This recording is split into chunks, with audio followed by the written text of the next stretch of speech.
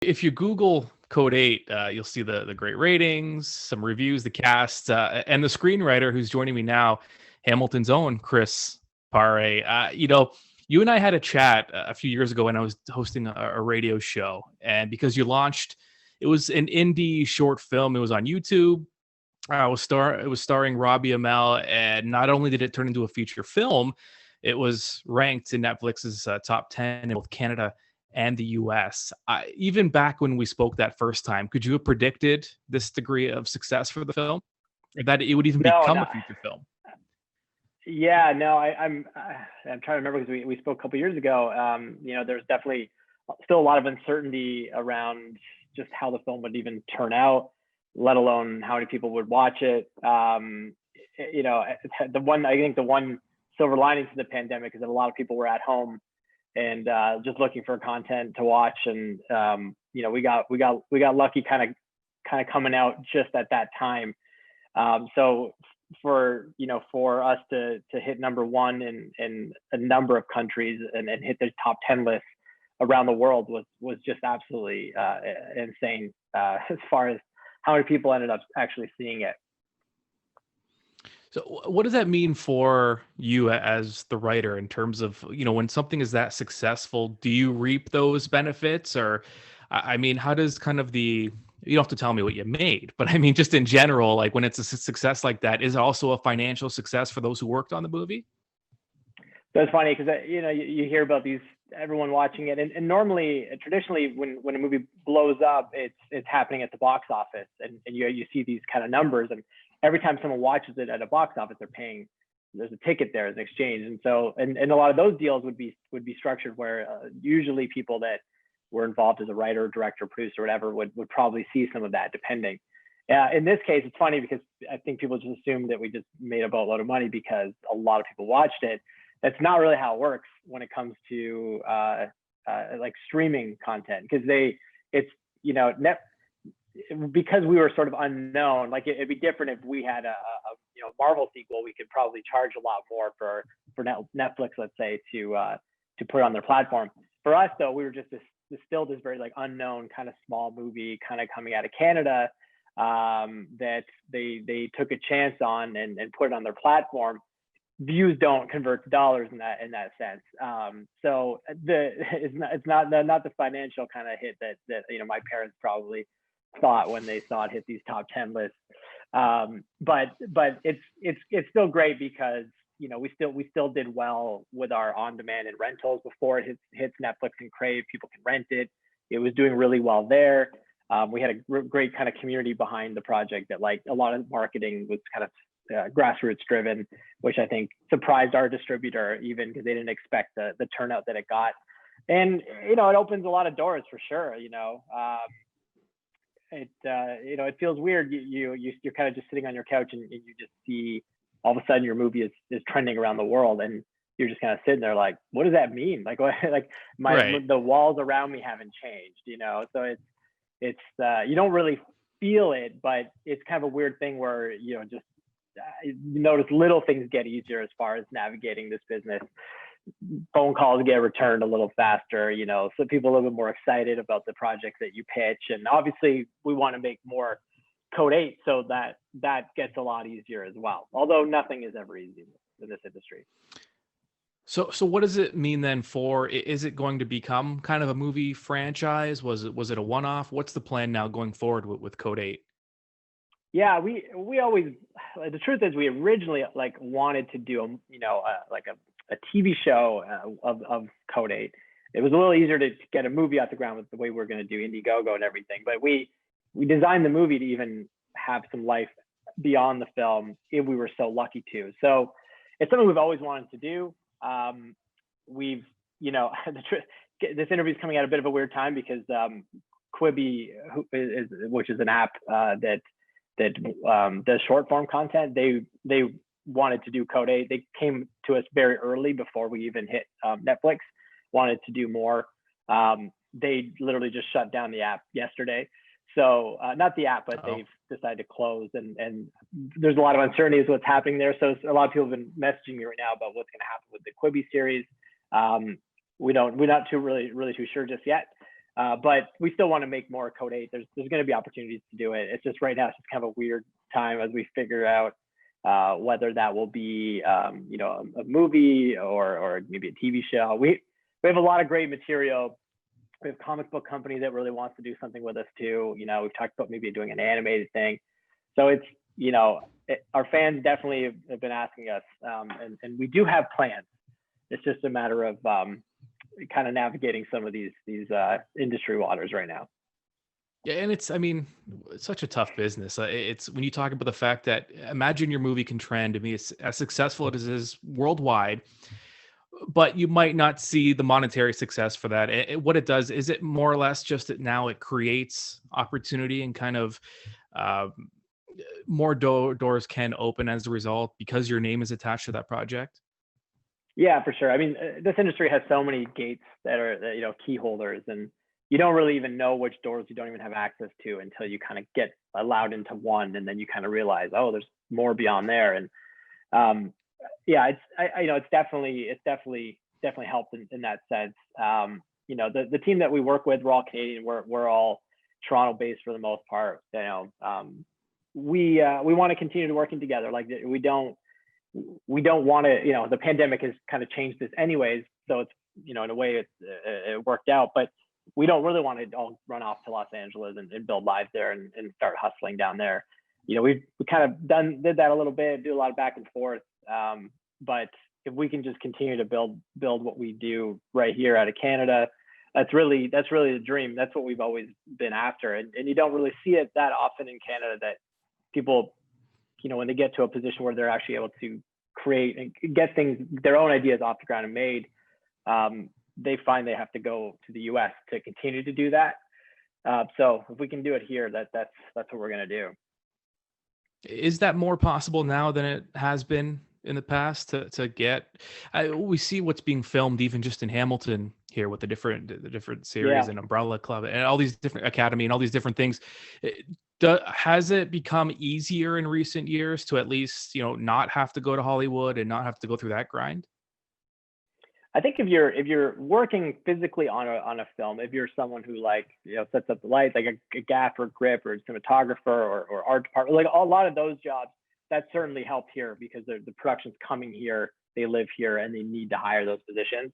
Where it's tricky, I don't know if I would say it's easier yet. It always seems like it's just been historically equally hard and to present for people that are writer, director, producers, people that are kind of trying to generate that thing from the beginning where you don't have a studio behind you, try to do things more independently. If you look at a lot of the shows that are coming up here, they've got the big streamers, the big studios behind it. So they have their kind of writer directors that work closely with them that probably do live in Los Angeles. So I don't know yet. I mean, I think with Zoom and how everyone's getting comfortable doing meetings like this, like you're seeing pitch meetings happen this way, which definitely makes it easier. You don't have to fly back and forth every time, and that can be kind of expensive and exhausting. So you can definitely hit a lot more places. And I think Canada's done a really good job over the last decade or so of just putting out good content. And I think the Americans are seeing the talent that's coming out of here, and they want to work with Canadians, which I think is great. Well, and you look at an example like Schitt's Creek, for example. I mean, that level of success, no one could have predicted that a Canadian show produced here, filmed here, could have had that level of success and win all those awards. So I think, it's not a little thing, but things like that do kind of, they're building blocks to, I think credibility is kind of a big part of this too, isn't it? Absolutely. Yeah. I mean, you talk about Schitt's Creek, like that won Emmys and it competed at the highest level and succeeded at the highest level. I think it's always great when you see something like that break through. There's a couple other shows that have done it. Letterkenny, I think, is another great example where it kind of found an international audience. I mean, it didn't win Emmys, but people are watching it. You just go on the internet and you see people from like Germany and New Zealand like quoting it. I think when they realize like, oh, these are Canadian shows and Canadian talent behind it, it just makes people want to watch more Canadian stuff and look for it. So anytime you have a show like that breakthrough, I think it definitely opens doors and connects people and provides hopefully a path to finding more great Canadian stuff. So we just have to have it ready so people continue. I think you see that in the UK. There's just so many great, British shows. You discover something and then you find they got like 10 more of those kind of really awesome, crime shows, for example. And you're like, oh man. So I think Canada's getting to that place. Yeah, I want to talk about Code 8 again, but before I do that, a lot of young writers from all over the world looking to find success that you've been able to find. Take us back to when the idea is there, when you're in the writing room. Just talk about that, the process and the grind of kind of the early stages of a project like this. Yeah, this one for sure. I definitely a grind. To give people full context, like it really just started with, hey, we want to make a feature film. We're friends with Robbie and Stephen Amell. They have a fan base. We have to figure out who's going to actually give us a couple $1 million to make this thing. And so you just sit down and you go, okay, well, what ideas really fit these guys, fit their audience, fit what we want to do? What are we excited about? And you start throwing stuff up against the wall. And for us, we made the short film because we wanted to launch on Indiegogo. It wasn't like we had again, like a intellectual property that people were familiar with. They were just creating something new and asking people to get behind it. So, we decided to do a short film, to use that and then use their social media platforms. And we ended up kind of launching this whole thing. And then from there, like you're like, oh, wow, people actually have given us money. We have to deliver something now. And it's not like we had that all figured out. So you going to go back into the room and, hopefully you work with some good people that you can bounce ideas off of and feel safe pitching bad ideas to find the good ones.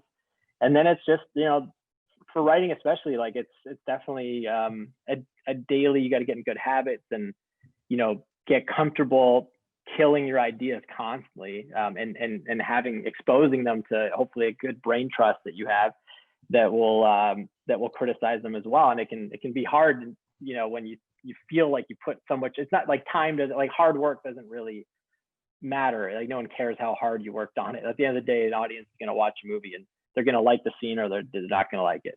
They don't really care how difficult it was to get there.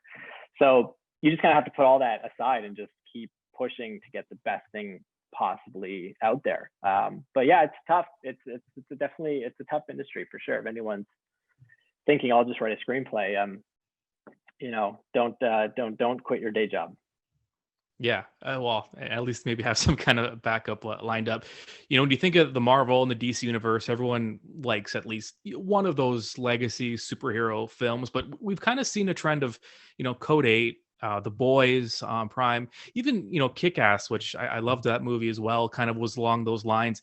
It's a grittier, darker superhero film. It's also, it sounds weird to say, but a more realistic in the sense that I watch these films and these shows, and I think like, if people did have superpowers, this is kind of how I would see it. Was that kind of the thought process behind Code 8, a more realistic superhero film?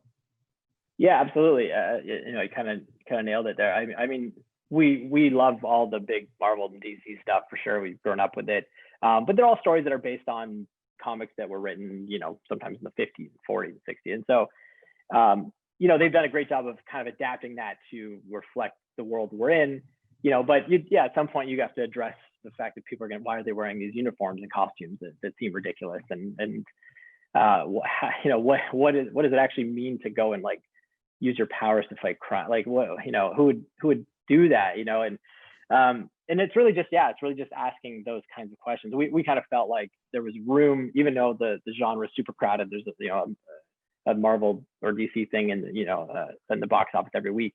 We still felt like there was room there to kind of take the idea of people having powers, but not really have the concept be about their powers. There's just more about like what their life would be like with having the powers like that, and how society around them would kind of change and treat them, and especially when it came to like crime and policing and things like that. So we try to find kind of just like a different way into the genre that feels a little bit more relatable, or at least shows people something different.